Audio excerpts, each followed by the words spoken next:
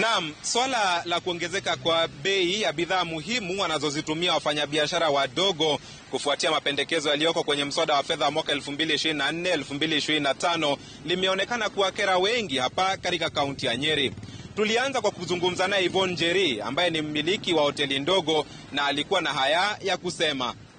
Finance bill ya kuongezea mafuta inatuturn down kiasi kwa sababu manake hiyo mafuta ndio tunatumia kupika.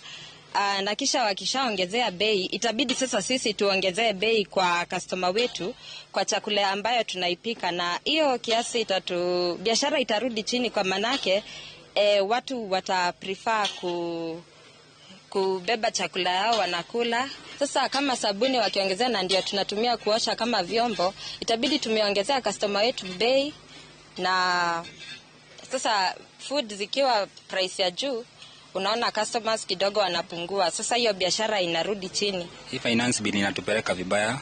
Juu sasa unaona wameongeza ushuru vitu za bodaboda. So tunaona inatufinyiria sana kama sisi watu wa sekta ya bodaboda.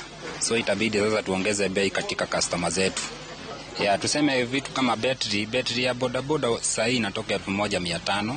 So unaona hiyo finance bill ikipita itatoka kutoka 2000 na so itatufinyiria sana juu sasa ile pesa tunapata katika sekta ya bodaboda tutaweza kuifanya service. Customer alikuwa mzuri kwako. Ukimwambia umeongezea na 1000 juu, anasema ai unaniibia. Sasa tutafanya aje? Si customer atapotea.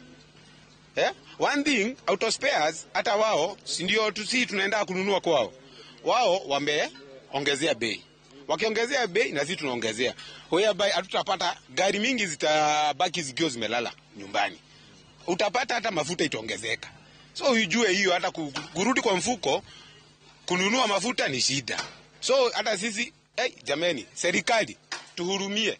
Na kwa wakazi hawa wanasema kinachowakera zaidi ni matamshi ya Rais William Ruto alipokuwa anazungumza na runinga moja ya kimataifa kwamba ana nia ya kuongeza asilimia ya ushuru wa kitaifa kufikia asilimia 22 atakapokuwa anaondoka mamlakani, hofu yao ikiwa ni biashara zao zitakuwa zishafifia.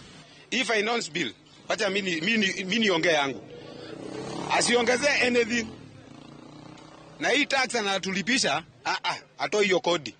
Hiyo kodi hatujui hata kwanza kwenye inaenda, hatusaidii. Wakiingia walituahidi kuwa wanaangalia mwanabiashara wa chini, lakini sasa hatuoni hivyo, manake kuongezea mafuta ya kupika wanatukishukisha chini kiasi. Sisi kama watu wa sekta ya bodaboda, wakati alikuwa anafanya kampeni huko alikuwa anasema serikali ni ya watu wa bodaboda, mama boga, lakini kwa sasa sisi kama watu wa bodaboda tunaona wanatufinyiria sana. Sio venye alikuwa anasema, sio venye anatenda. Sasa mimi hata kuongeza bodaboda ingine sitaweza juu sasa hata bodaboda ziko na bei kali. Sasa inabidi nikae na kale kangu kamzee.